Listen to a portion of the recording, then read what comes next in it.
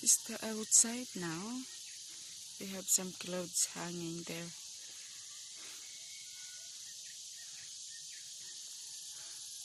You see, all green again. Green, green grass of home.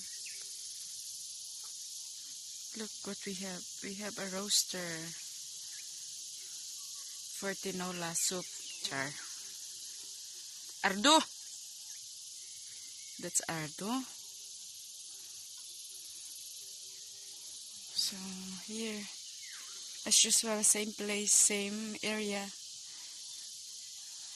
Later I'm gonna go down there to the tree workers who are cleaning the place where we burned last time. So we are lucky that yesterday didn't rain, so road is a little bit dry. These are marang. There is some like 1, 2, 3, 3 fruits. By July, I think we're gonna harvest that like that. So that's the motorbike that I go for. So prepare it until later when I go to the barrio to get the money to pay the workers. Yeah.